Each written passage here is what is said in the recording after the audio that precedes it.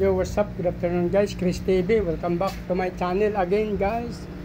Guys, today is April 3 ngayon guys.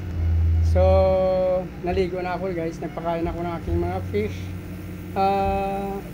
Hindi tayo nagtinda ngayon guys doon sa Valenzuela kasi dadaan tayo ng Valenzuela. Pero dadaan tayo ulit ng Valenzuela kasi may pupuntahan tayo. Magta-try tayo maghanap from Valenzuela, tatawid ako ng Bulacan guys. Maghanap tayo ng iba pang mga pwesto na hindi lang tayo sa isang lugar bibenta ng ating mga fish. So maghanap-hanap pa ako ng ibang pwede pang pwestuhan para ma-out natin yung ating mga fish. Marami na sila kasi guys. So siyempre lagi na tayo doon. So by other day na lang ako doon sa dati kong pwesto sa Valenzuela guys. Maghanap ako bandang Bulacan, pero malapit lang dito sa amin guys kasi may shortcut dito sa amin na dadaanan from Caloocan North papuntang Valenzuela. Excuse me guys. Excuse me guys. May daan dyan na isa na actually minsan pa nagre-renew ako ng lisensya.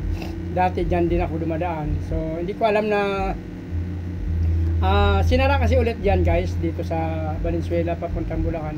Mayroon dyan kalsada dati tapos sinara. Tapos kasi ayaw ng mga tricycle dati dyan kasi na may mga dumadaan kasi siyempre kukunti na lang yung pasahero nila. So ngayon pinayagan na pala ulit dyan guys, nilagyan na doon ng kalsada. So titingnan ko ulit at dadaanan kasi doon ang mas malapit na daan para makahanap tayo ng ibang pwesto pa para mapagbintahan ng ating mga alagang fish guys. Magsusurvey lang baga guys. Hindi tayo nagtinda ngayon sa Valenzuela. So meron pa akong ibang pinuntahan din. So hindi masyado gaanong patok siya. Ewan ko lang guys kasi minsan sa isang lugar nag-try lang ako ng isang beses, dalawang beses.